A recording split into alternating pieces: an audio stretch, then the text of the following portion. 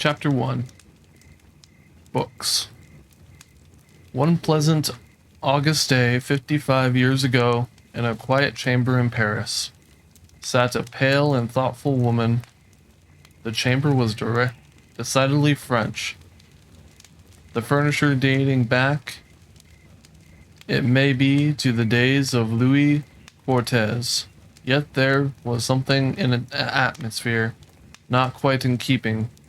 Perhaps it was the books and pictures, both of which were German, or it might have been the lady herself, who was also German.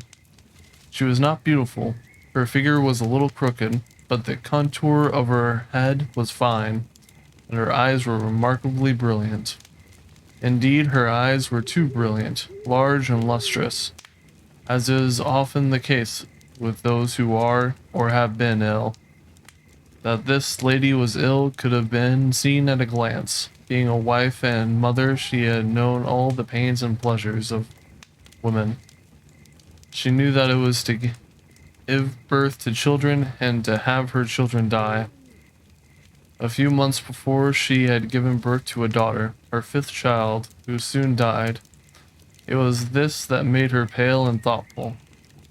On the couch beside her lay a book, which she had just been reading, a German book, the work of Goethe, or Schiller. Beside her was a bundle of letters, one with a foreign postmark.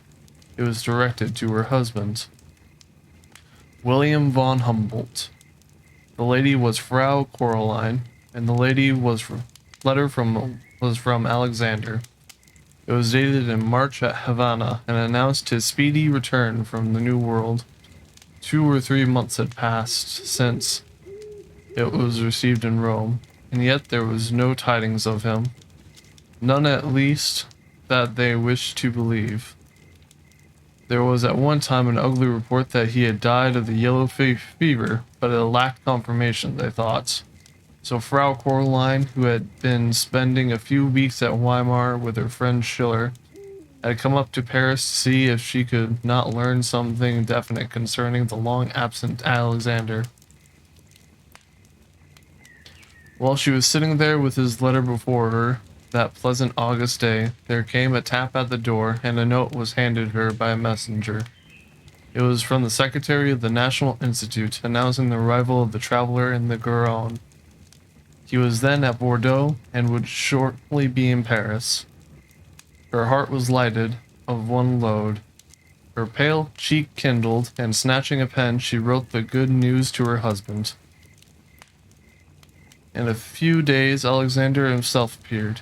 From time to time during his 5 years' absence, rumors of his travels were noised abroad, and he was much talked about, not only by the scientific men, who naturally felt a deep interest in him and his pursuits, but by the world at large.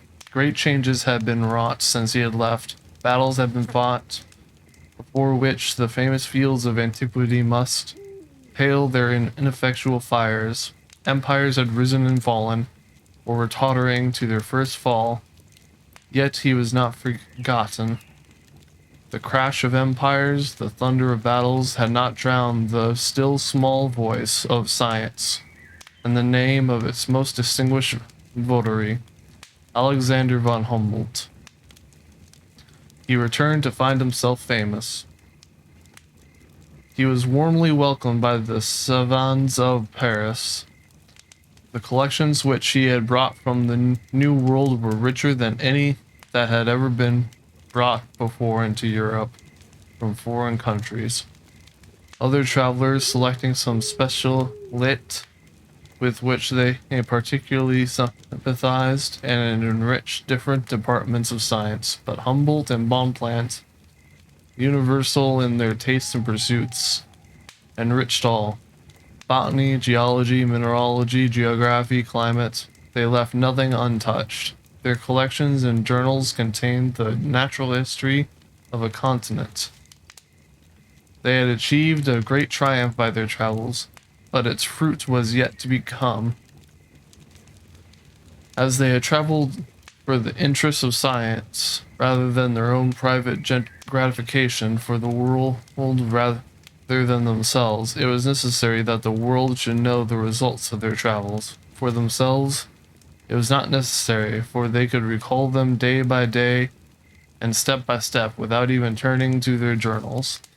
The rocks and ores in their cases, the plants and their herbals were dumb historians of their progress.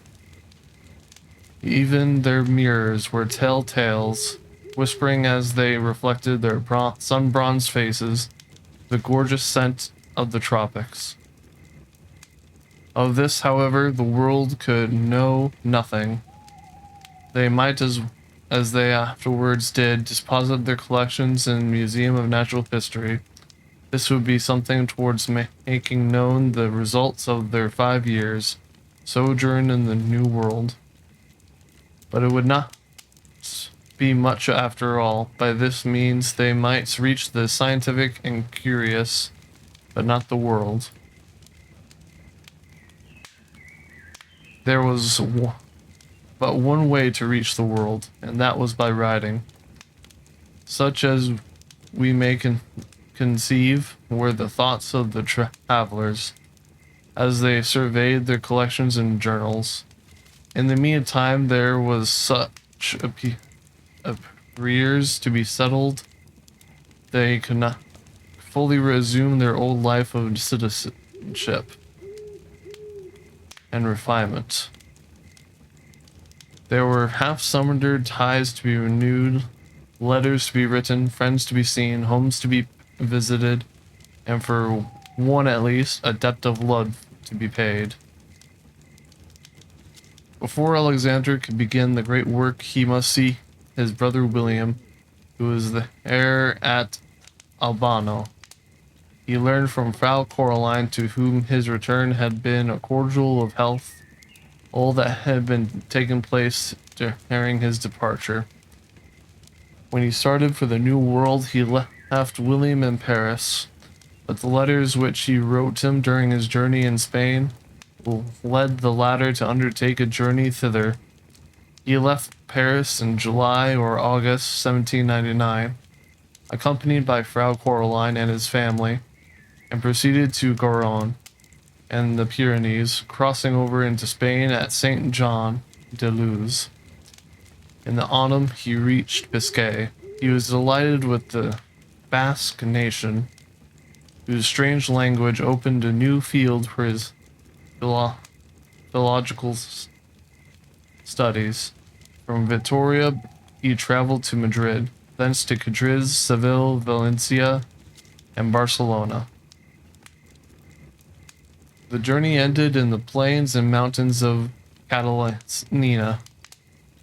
In 1802, he made a chamberlain by the King of Prussia, and was appointed Privy Councillor of Legislation and resident ambassador at the court of Rome, an office which he still filled. In literature, he had not done much beyond planning great works, many of which were never executed.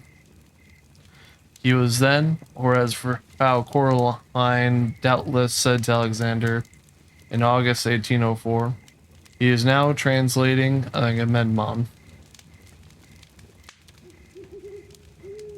The fact of William's being hard at work on his beloved Esclesius, and that Frau Coraline intended to remain in Paris until the commencement of the following year, determined Alexander to remain there until he had regulated his collections and arranged his journals for publication. He renewed his intimacy with his former scientific associates, especially with his friend Gay Lussac, who had just distinguished himself as an aeronaut by making 2 ascensions from the Conservatory of Arts, one with M. Biot on the 24th of August and one alone on the 15th of September. The object of these ascensions was to examine whether the magnetic power experienced any appreciable diminution as we leave the surface of the earth. Saussure, who had made experiments on Col du Gant, at 11,000 feet above the sea, thought he could perceive a very sensible decrease of magnetic virtue. Some aeronauts even asserted that it vanquished at certain heights. Loaded with a cargo of galvanic apparatus, barometers, thermometers, hydrometers, and electrometers, besides a small menagerie of frogs, insects, birds, yachts, and gay-lussac rose from the conservatory amid the plaudits of all Paris. The lower side of the clouds through which they passed had a bluish tint, similar to that which they exhibit on the surface of the earth. But as they rose above them, they saw that they were full of small eminences and undulations, like a vast field of snow, plowed and drifted by the wind. They commenced their experiment at the height of 6,500 feet, and continued then to the height of 15,700 feet. And the result of their observations was that the magnetic property experienced no appreciable diminution.